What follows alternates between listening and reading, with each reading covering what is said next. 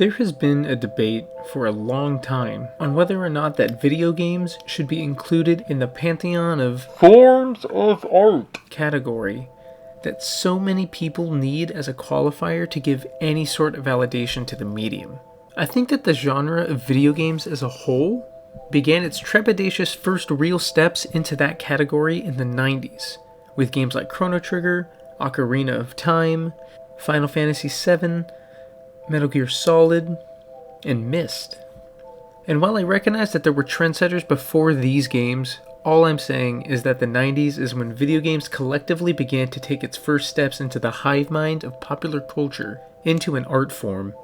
But games within the last 10 years especially have really begun blowing this preconception of games as only a means of having fun, and a peasant's way of experiencing a story to the point where video games have bigger budgets than most mainstream blockbusters, and usually review higher than their watch-only counterparts. Fuck you, Roger Ebert. Games like Undertale and Omori are games that come to mind as some recent highlights that are more than just a game, and truly stand as an artistic statement. I could go on and on about how Omori in particular is one of the best games to come out in recent memory, and easily the best told story, arguably, in all of gaming. And I have. Check out my video about it. But Omori does not exist without standing on the shoulders of giants. Nearly every landmark entry in any art form must wear the sleeve of inspirations to an extent, and while recently playing through Yume Nikki, it struck me as such an influential landmark in the entire subgenre of RPGMaker games that came after it. Not only in visual aesthetic, but as a game that truly went out of its way to be an experience, more than something you sit down and enjoy. Yume Nikki is a very unique game, one that I would almost call freeform in terms of its literal gameplay. In it, you play as Madutsuki, a girl who refuses to leave her room and instead chooses to live exclusively inside the world that resides in her dreams. As you play, you discover more and more layers of her dream world and discover a range of abilities that range from cute to disturbing, from pointless to useful. But really, the gameplay of Yume Nikki isn't what's important. The story isn't what's important. I would argue that even the exploration isn't what's important. Like any piece of art that carries a weight of influence under it, the thing about Yume Nikki that stands head and shoulders above everything else is the way the game makes you feel. Yume Nikki makes me feel lonely. Loneliness is something that I know very well. For basically the entirety of my 20s, I fed off of its disgustingly alluring skin.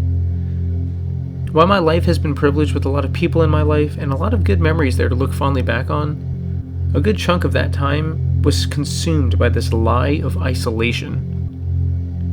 It kept me from doing a lot of things that I wanted to do, a lot of places that I wanted to see, a lot of people I wanted to talk to, and a lot of chances I could have taken. And if I'm being honest, I still feel that hunger from time to time, and sometimes I fall back into this mental projection of abandonment. While exploring the dream worlds of Yume Nikki, you usually find yourself in infinitely looping desolate worlds that abandon all logic of construction and really do feel like someone's dream made tangible.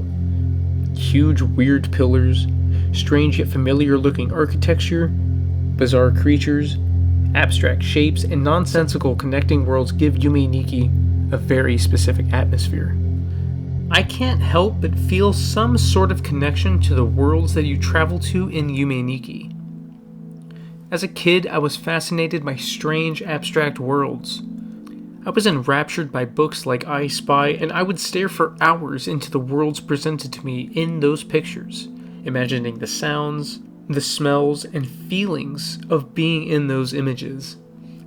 In Yume Nikki, it feels like exploring and experiencing some of those worlds tinged with the stuff of nightmares. But the important thing about Yume Nikki is that even though you do find other things wandering around, you never really feel a companionship with anyone other than Madutsuki herself. But even her character is very limited. She can't communicate with anyone, and the most reliable way to interact with anything is by stabbing it, which obviously makes the world around her more and more isolating. Loneliness can be a tedious thing. Only sitting there with your thoughts, feeling like your emotions aren't worthwhile. You really look for any sort of validation for yourself, and sometimes, at least in Yume Nikki's case, you resort to the space inside of your mind as an escape. What I'm about to say next isn't a slide on the game itself, but everything that you do in Yume Nikki brings back this feeling of tedium. You move slow, you wander around for a very long time with no real direction on what could lead you to the next area. And even the music feels tedious, with most songs playing on what seems like a 3-second loop. The music in Yume Nikki, while not extremely unique in terms of the vibe that the music tends to represent, as it is very similar to the feel of a lot of psychological horror games released around that time, it is, however, a masterclass in emotional manipulation. Since the game is built around swapping between worlds frequently, you will be hearing several different songs in a very short amount of time.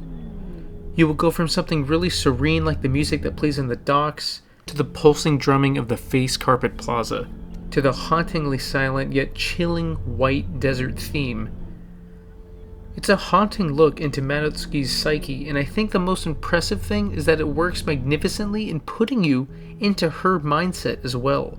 It works as an emotional whiplash, and it works especially well as most of, if not all that you are doing throughout your gameplay of the game is, well, walking around the worlds, feeling enraptured by the strange and bizarre designs of each one of them, and taking in the emotions that you explore through each single one. The spaces that you explore are vast, and you feel insignificant wandering around the labyrinths, while strange Aztecian symbols hover below you, almost as if a god was toying with you while you wander aimlessly through the game.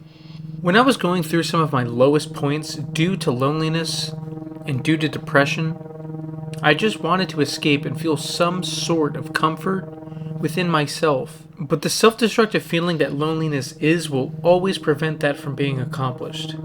At least it seems that way. Playing through Yume Nikki really does sort of bring you back to those desperate days, and I think that's what powerful forms of art can do to you.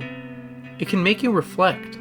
Truly powerful works of art are usually never easy to digest. As someone who considers themselves a deep fan of music, and is slowly becoming the same when it comes to movies and film, I think that, without a doubt, some of the most rewarding pieces of art are the ones that are hard to digest at first. Ones that may take more than the first experience to truly appreciate. Captain Beefheart's Trout Mask replica. My spear's made up of the ocean and the sky and the sun. Or the sublime and subliminal Caretakers in Empty Bliss Beyond This World.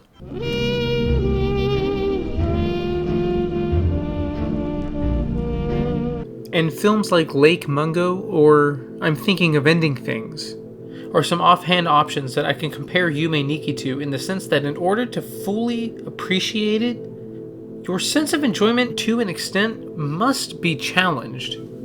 And to be honest, playing through Yume Nikki can feel what depression feels like.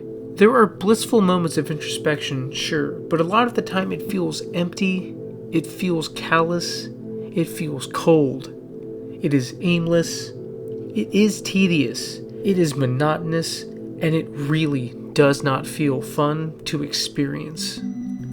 But just like real depression and real loneliness, you do feel a sense of comfort in it, and I think that is what makes Yume Nikki truly stand out as a piece of art. What you are playing through and experiencing is the destruction of a human being that at times may seem playful, but at other times feels horrific, in the real sense of someone refusing to stare back at the reality of life and push through. The tragic thing about Yume Nikki is that, unlike the canonical endings of Undertale or Omori, is that it ends with suicide. Madotsuki, due to your actions, does not get better. She does not find a reason to continue with a normal life. Madotsuki succumbs. Even though the gameplay of Yume Nikki is very simple, the experience itself is one that challenges the normal conventions of a game. So much so that I would be hard pressed to recommend Yume Nikki to most people that play video games.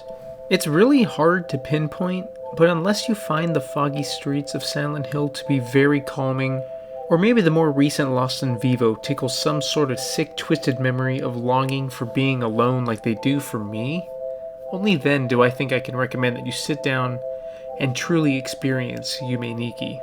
So much of your time will be spent aimlessly walking around with very little knowledge of what to do that I would honestly recommend that for your first playthrough of the game, be one that you are using a guide for. Allow yourself the freedom of feeling the effects of each area without the sensation of feeling that you're lost or feeling that you're missing something.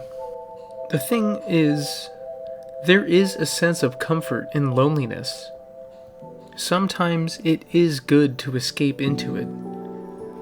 Just don't allow yourself to be lost in it.